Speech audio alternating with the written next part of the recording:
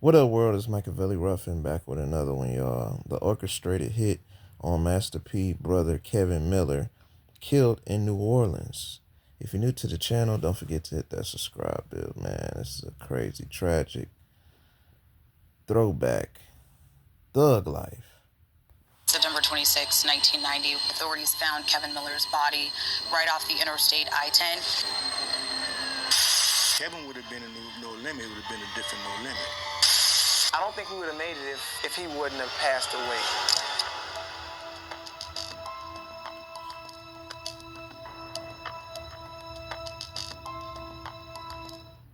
The morning of September 14th, 1990, began like any other for 22-year-old Kevin Miller. That day in New Orleans, he found himself in the company of two friends. The three were traveling together in a vehicle, their exact destination unknown. But what started as a routine drive took a terminal turn. Inside the car, a heated argument erupted between Kevin and one of the passengers. What sparked the confrontation remains unclear. But the tension quickly escalated beyond control. In a shocking act of retaliation, one of the men in the back seat pulled a firearm and shot Kevin multiple times, striking him in the head and back. The scene turned grim as Kevin's lifeless body was left in the hands of his killers. Panicked and desperate to cover their tracks, they disposed of Kevin's body along the roadside near an Interstate 10 exit in St. John, the Baptist parish. With the body abandoned and in the shadows of a quiet highway, it would take days before the truth surfaced. Do you feel like he'd be proud of where you guys are right now? Yeah, that was our motivation, man, for a while. It was like, Kev was a real good, solid dude, too, man. Like, as a big brother, wasn't nothing he wouldn't do. He'll try his best to. I said, I need this jacket, he'll go get it. Born in 1968 to Josie and Percy Miller Sr., Kevin's early years were marked by deprivation. Basic necessities were often out of reach, yet the family found strength in each other. In the heart of the Calliope Projects, a place defined by poverty and harsh realities, the Miller family forged a narrative of resilience and heartbreak. For Kevin Miller, the second eldest of 5 siblings, life was a balancing act between the harsh realities of their environment and the enduring love of his family. Alongside Percy, Jermaine, Corey, and Vashon, Kevin grew up navigating the challenges of their neighborhood with a bond that was unyielding as their circumstances were unforgiving. Despite the challenges surrounding him, Kevin was known for his resilience and unwavering commitment to his family. Serious person. He had jokes. You know what I'm saying? He was pretty much, I would say, P's. They about a year apart. You know what I'm saying? So he was P's, other side. You see what I'm saying? This dude had a savvy about him. He had a charisma about him.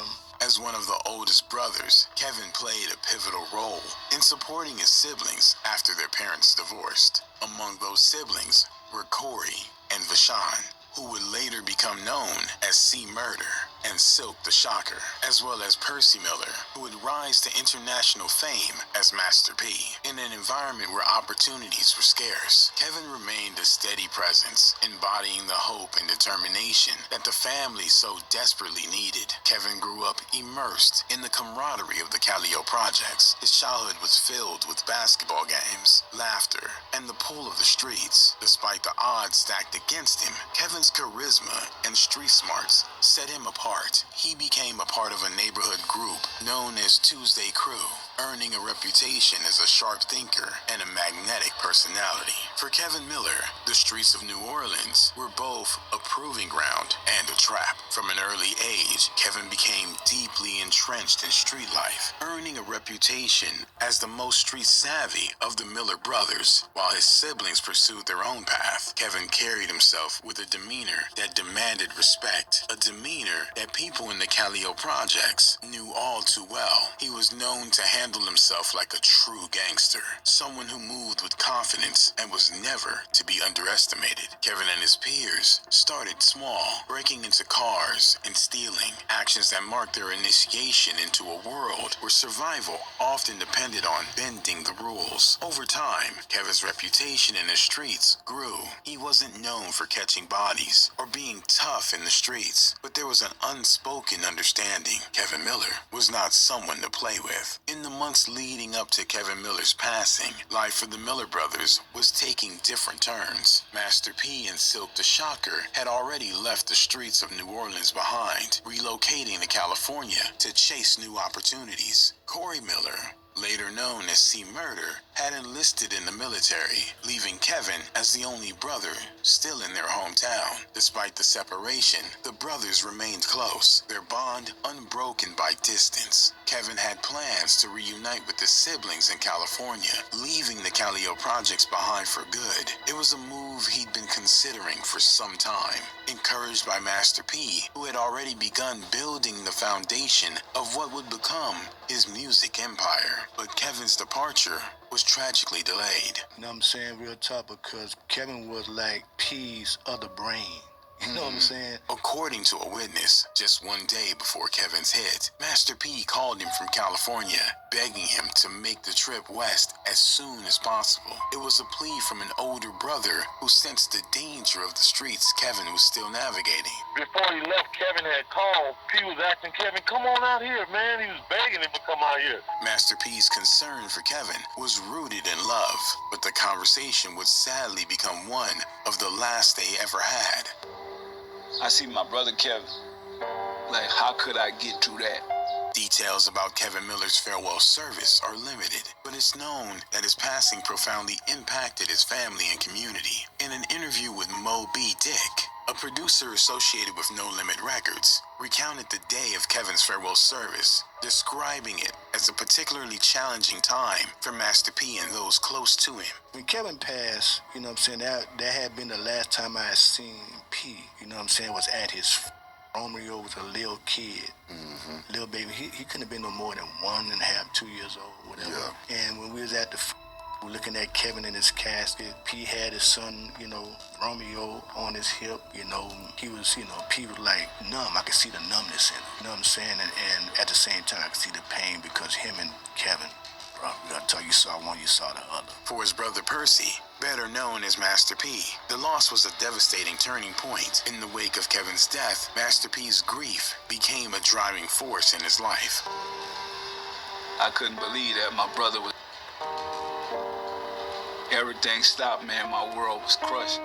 It just ripped something out my heart, man. Reflecting on tragedy, Master P had said, when my brother got hit, I had to change my life. I had to do something different to get my family out of the ghetto. Kevin's passing ignited a relentless determination in Master P to break free of the cycle of poverty and the street life that had surrounded them in the Calio projects. It was, but we just started out, and then I think we was doing some good stuff, and then I think when that happened, to be crazy, that was the turning point of our career. Because remember, we did I Miss My Homie. Yeah. That ended up being one of our biggest songs ever. This profound loss also steeped into Master P's music, where he memorialized his brother and expressed his anguish in the song When They Gone. From his 1995 album, 99 Ways to Die, he delivered the raw pain of loss. He used to be a friend of me, said he never died, but now he's 6 feet deep with a tombstone. Oh my God, my brother's gone, and I don't even think I can go on. Said he never died, but now he's 6 feet deep with a tombstone. Oh my God, my brother's gone, and I don't even effing think I can go on. These lyrics capture not only the heartbreak, but also the emotional weight that Kevin's passing placed on his family. Silk the Shocker, another of Kevin's brothers, shared chilling details about the murder. I think it was a friend that he didn't really totally like.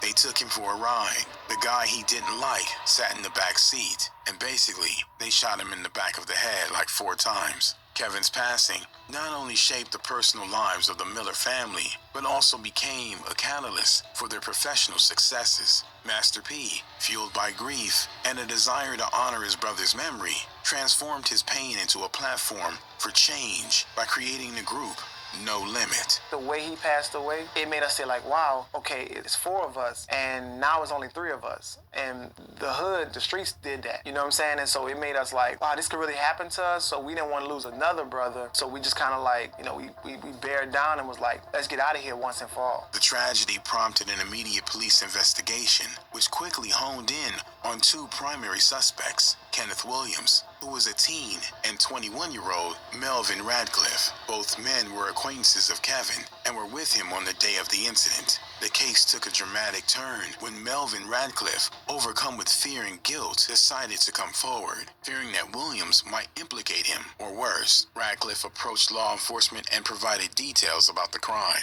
His cooperation led to the recovery of Kevin's body and the arrest of both suspects. The legal proceedings that followed resulted in both men being charged for their roles in Kevin's hit. Kenneth Williams, identified as the shooter, faced the harsher penalties, while Radcliffe received a lesser sentence for his role as an accessory. Both men were ultimately sent to prison. Didn't really do much time. The other one got like maybe 8 years, but got out, early. So, it's sad to watch, but, everybody got to get their judgment. So, we'll play that, play it like that. For Silk the Shocker, Kevin Miller's passing remained a deep personal tragedy that shaped his life and perspective. Over the years, Silk has shared details about the aftermath of the hit, offering insight into the fates of the two men responsible. According to Silk, both perpetrators served prison time for their roles in Kevin's passing. He revealed that one of them since passed away, while the other has turned his life around and is reportedly out doing good for himself. I think it was a friend that he didn't really totally like, and I think just being young, don't know any better. I think he just looked at it like, oh, okay, well, he don't like me, but we all good. Ain't nobody he didn't think he gonna lose his life, but they took him for a ride. The guy he didn't like sat in the back seat, and basically they shot him in the back of the head like 4 times. When asked how he would react if he were to encounter the surviving perpetrator today, Silk's response reflected a sense of maturity and personal growth. It wouldn't be any animosity, he explained, suggesting that time and age have softened some of the anger. I think one of them may have passed away. I guess karma, maybe. I don't know. The other one, I think it's really funny. I think he's out, but he's doing something good with his life. So I let God handle that. You know what I'm saying? Like, I let that up to God. I can't judge nobody why they did it or whatever. I don't really hold remorse, but one of them lost his life, and the other one is a really outspoken person who's trying to change people's lives. So, I'll leave it alone. However, when asked about how his older brothers, Master P and C Murder, might handle such a situation, Silk admitted it likely wouldn't be as peaceful. Do you think that P and C Murder feel the same way? That's a good question. Probably not so much. Despite the passage of decades, Kevin's memories remains a powerful force in Silk's life. In late 2015, Silk took to social media to honor his brother in a heartfelt Facebook post, writing, R.I.P. to my brother Kevin Miller. Although it's been a while since we lost you, it never goes away, even when you try to forget for a few. I guess at the end of the day, you was my inspiration to do better. I have to admit, even though I witnessed and seen demise, I always thought they would come back. Didn't quite understand, but when losing you, I swore talking to Mom. Like when Kevin come back, found out later it wasn't no coming back. Made a decision to do it for you. Thanks, bro. Love you, and will always miss you. Silk the Shocker isn't the only member of the Miller family keeping Kevin's memory alive. Over the years, his brothers have also taken to social media to honor him, offering glimpses into the lasting impact of Kevin's life and tragic passing. In 2024, Corey Miller, known as C Murder, posted a heartfelt tribute on Instagram in honor of Kevin's birthday. His message reflected both the deep love and enduring pain that Kevin's absence has left behind. Happy birthday to my big brother Kevin Miller. Rest in paradise. I love you and miss you. You are the truest I ever met. These are the realest words I ever spoke. We miss you out here. I'm going to see you when I get there. Rest in peace, Kevin Miller. If you carry a gun, Yeah, man. Yeah, y'all. R.I.P. to Master P, C Murder, and Silk the Shocker brother. You know what I'm saying? That's pretty much what happened to, Master P, brother. You know what I'm saying? Like, pretty much was in a car, with a person that didn't like him. You know what I'm saying? It's always a tragic when you lose a brother like that. You know what I'm saying? I know a lot of people didn't know. They kind of knew when because Master P and Silk and C Murder all got the tattoo of their brother on their arm. So, you know what I'm saying? Like, I had to touch bases on this one because, this is a deep story. You know what I'm saying? All I can say is long live Kevin, and at the end of the day, free C Murder. You know what I'm saying? So yeah, man. That's P. That's P and them brother. You know what I'm saying? Like tragic loss. He died in a city. So you know what I'm saying? Let me know your thoughts below. If what y'all think on this reaction, you know what I'm saying? And let me know, like, if y'all knew a lot of information on Master P brother. But, let me know what y'all think. You know what I'm saying? Don't forget to subscribe. And you know what I'm saying? Y'all know how to give it up. Be safe, stay dangerous, and stay blessed.